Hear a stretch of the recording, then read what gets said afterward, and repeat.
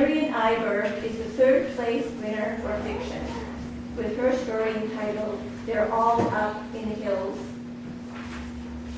And if I find the bio, I have it somewhere. Marion Iberg was born in New Westminster, BC. It goes after that. She is a retired teacher with 10 years experience teaching elementary school students. Did they drive you nuts like don't you stuck with us? Okay, that's good. And good teachers. I'm not saying they're not a good teacher, but yeah. This is why I like to stick to the page, because if I start rambling, I get into trouble. In previous years, she was a partner in a dairy farm business. Wow. Where she was involved in all aspects of running the farm. Farm life and personal and childhood experiences have created ideas for her writing. Several of Marion's stories and a poem have been published in anthologies and magazines. Please welcome Mary Iberg.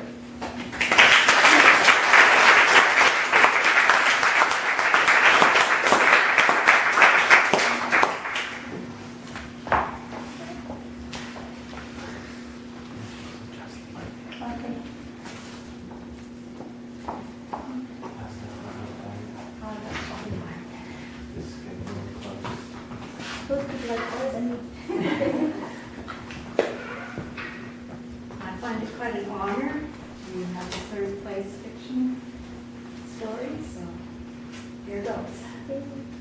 They're all up in the hills.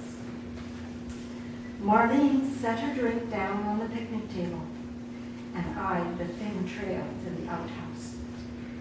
She furrowed her brows. The small building sat on the top of a knoll, a distance too far away for her liking. Marlene and her husband Del were visiting their Kelowna friends, Rob and Janet. That morning, the four left in Rob's boat. After an invigorating ride on Okanagan Lake, they stopped for a relaxing picnic at Halfway Point, a remote area accessible only by boat and large four-wheel drive vehicles. Marlene noticed the little green building when they first came ashore. "I'm going to the outhouse," she said, looking across the table at Rob. "There are no rattlesnakes here, are there?" "No, they're all up in the hills," Rob said. "You sure?"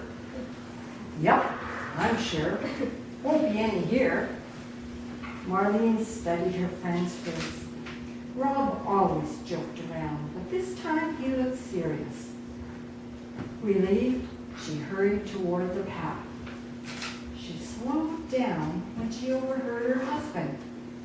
"Hey, Rob!" Del chuckled.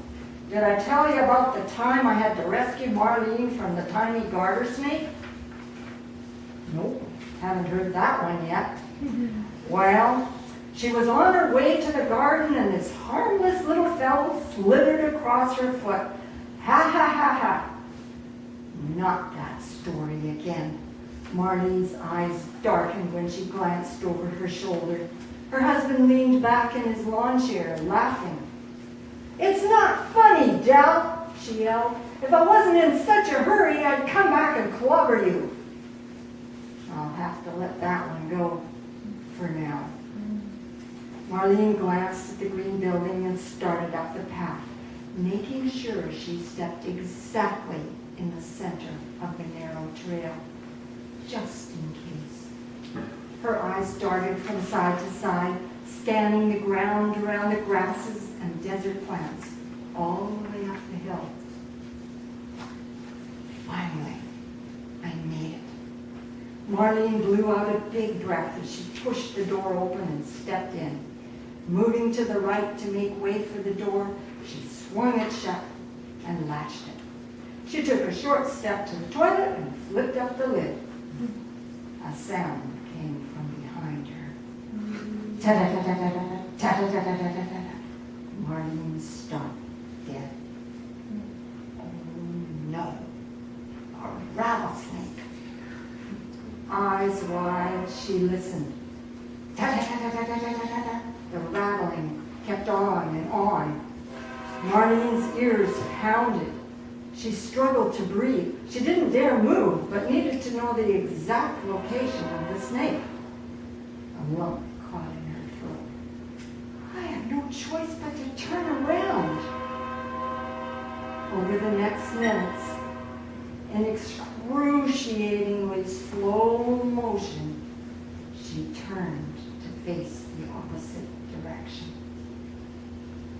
Oh my God. Marion sucked in some air to keep from passing out. The rattlesnake lay coiled in the corner, barely 2.5 feet from her gray Skechers. Its head hovered a foot above its thick body. Black eyes glared at her. A red, dark red, forked tongue flashed in and out. The vibrating rattle pulled straight up. Ta-da-da-da-da-da-da. Marlene needed to put distance between her and the rattlesnake. No use climbing onto the toilet. The snake would still be within striking range. Keeping the bobbing head in sight, she backed up. Inch by inch, she made her way alongside the toilet and into the far corner. She crammed the back of her body into the uncomfortable spot and waited. Ta-da-ta-ta-ta. Marlene drew in slow, silent breaths to calm her wild heartbeats and bring strength to her shaking knees. She must not faint. Breathe, breathe, breathe. At least she had the corner to lean into for support. Please, God, don't let me pass out. 1 minute. 2 minutes. The tongue slowed. The snake's head and rattler began to sink. Then at last, the head and tail dropped. Marlene focused on her options. The door would make the most logical escape route, but a good portion of the reptile's body lay beneath the latch side. A metal post joined the concrete floor to the wooden wall at each corner, creating a 6-inch space around the bottom of the outhouse. Part of the snake draped through the gap, but there wasn't a chance she'd fit under the wall. She could climb through the window an arm's length away, if there was no screen. Her nail scissors would be useful now, but they were in her purse on the picnic table. Marlene looked up. There was no way to escape through the roof. She was trapped. Through the screen, the hostage watched her boating partners at the picnic table, talking and laughing, totally unaware she was in danger. How could she let them know? They were a distance away. She would have to yell loud to be heard. She glanced at the snake. Too risky.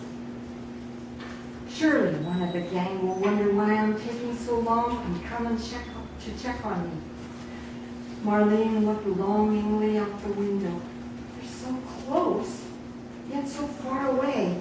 And here I am at the mercy of this monster. Will I make it out of here alive? Will I ever see my family again? I'm so scared. She closed her eyes while she waited to be saved. No one came. Marlene's eyes shot open when she came to an unsettling realization. I have to save myself, and there's only one way out of this prison. The door. Arm high and jaw set, she leaned forward and slowly reached over the snake for the latch. Little by little, she moved 2 feet ahead, keeping her eyes on her hand. The reptile might mistake eye contact as a challenge. A tiny bit more, a tiny bit more, more. At last, Marion felt the cool metal on her fingertips. Without a sound, she opened the Casually, she pulled the door toward her, opening it as far as it would go.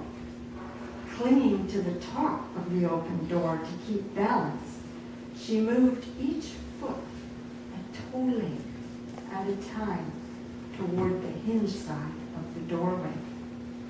She must not nudge the rattlesnake. It shared the exit like a grouchy partner sharing a bed. Hardly breathing, feet barely moving, she inched to her side of the doorway. Maneuvering off the concrete floor, Marlene pulled the door shut without making a noise. At first, she took small steps. Then she walked slowly down the trail, careful not to fall. Her legs shook like jello. When she got to the picnic table, she collapsed in a lawn chair. Good, you're back. Rob licked his lips. Timed you only by the grace of God. I could have died up there. You said there were no rattlesnakes around here. There's one in the outhouse. Oh, yeah. Sure, Marlene. Rob chuckled. That's a good one. Nearly as good as the garter snake story. I'm telling you, there's a rattlesnake in the outhouse. Rob and Dell grinned at each other. You're kidding, right? Janet looked at Marlene, her eyebrows raised. I'm not kidding. Go see for yourself. A deathly quiet surrounded the picnic table. Dell was the first to speak. We should shoo that snake out of there. I'll just get a stick and push him out so someone else doesn't run into him. You do that, Dell, and take Rob with you. You might need a little help. Marlene rolled her eyes at Janet. Within minutes, the men were back.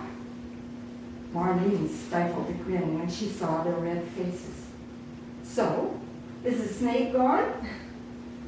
Oh my God, Marlene, that's a big one. Dell's eyes bulged. I'm not touching it. We'll fix up a sign and attach it to the door. He got some paper towel and wrote with a pen, rattlesnake inside. And off the men went to the outhouse. By the time Dell and Rob returned, not a trace of the picnic lunch remained. The table had been cleared and everything packed away in the boat. Marlene and Janet waited in the back of the vessel. Hey, we haven't eaten lunch yet. Rob stood with his mouth open and pointed at the bare table. Dell patted his belly. We're hungry. Too bad. Marlene jabbed a thumb over her shoulder at the town across the lake. We're all going to Peachland. We can eat there after I find a washroom.